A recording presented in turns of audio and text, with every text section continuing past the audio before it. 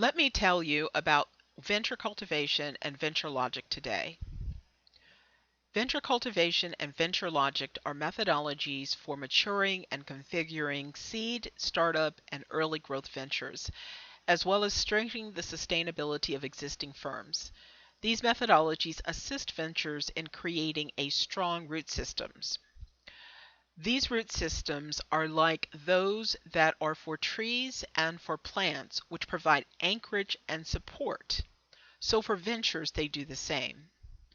For ventures, the methodologies focus both on the hard and soft side of enterprises, as well as the strategic business process that drives the venture and the functional processes that support the venture.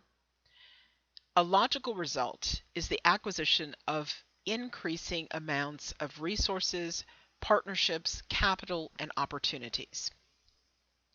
But first, why do we need a new framework? If you haven't noticed, things have been changing. Things move fast instead of slow. Things are more chaotic instead of orderly. There is constant change instead of stability, and uncertainty actually out-trumps risks. And let me explain just a little bit about what risks are compared to uncertainty. Risks are known things that you can plan for, to work around. Uncertainty is where you do not know and you can make a plan, but you're going to have to change that plan frequently. There's going to be more iterations to make what you do successful. And so this is the context that we're living in today in business, and it's not going to slow down. It's not going to go back to the way it was because of an increasing amount of disruptive technologies, the internet, the smartphone. There's so many different things that are changing the way business is done and how society operates. And so it's actually accelerating many different things. And so you may believe that you're in the right spot at the right time, and then all of a sudden everything changes. How do you remain successful in that type of environment? And that's where we come in. Basically, Gary Hamel and C.K. Prahalad really called it the new competitive advantage. And this quote is really great because it really expresses the season and the times that we're in. Few competitive advantages are long-lasting. Keeping score of existing advantages is not the same as building new advantages. The essence of strategy lies in creating tomorrow's competitive advantages faster than competitors mimic the ones you possess today. An organization's capacity to improve existing skills and learn new ones is the most defensible competitive advantage of all. So this then leads to, how does this impact enterprises? They need to be entrepreneurial. They need to have a constant environment of innovation and creativity. They need to be able to adapt. They need to be fluid, working with the flow of opportunities that come. And firms need to be, it used to be basically a competition whether you were entrepreneurial or managerial. You actually have to have a blending of both. And depending on what your business model, you will determine to what degree and what balance that is. But every organization needs to be entrepreneurial. And really, what we mean by entrepreneurial is the ability to bring forth new things. If you are going to remain relevant, if you are going to remain competitive, if you are going to remain at the top of your game, you need to be entrepreneurial. But you also need those managerial support systems that allow you to do what you do successfully, creating value over and over and over again, and be successful at that. So both are very important. But it's really an interesting thing because with all of these changes and everything that's going on, what we found is that just as there is chaos in the environment, there is chaos in the process of managing all of these pieces so that you can maintain a business model, a business that's going to work.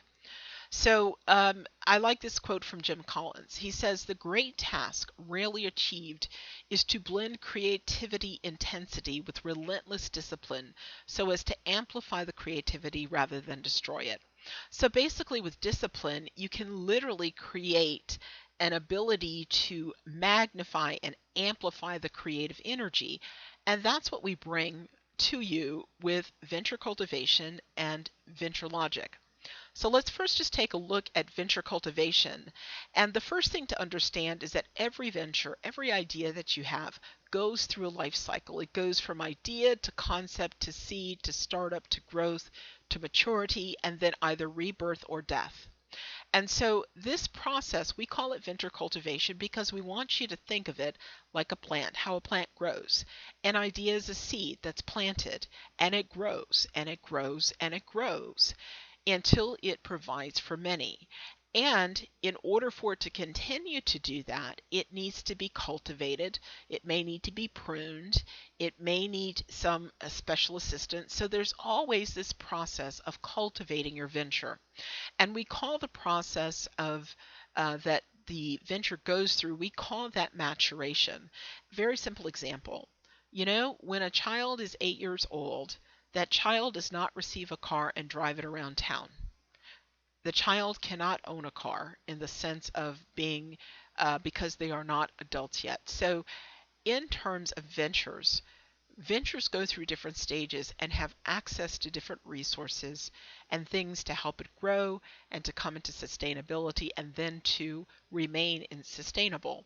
And so when you look at the bottom of this chart, you'll see that the first three stages, idea, concept, and seed, talk about the development. And then beyond that, you are now looking at how to be sustainable. Now, sustainable doesn't mean stable and the status quo. In order to be sustainable, you actually have to grow. You can't just remain at the same place that you've always been. So sustainability inherently means growth. And when we talk about sustainability, that means bringing in new ideas, products, and markets into your ventures equation.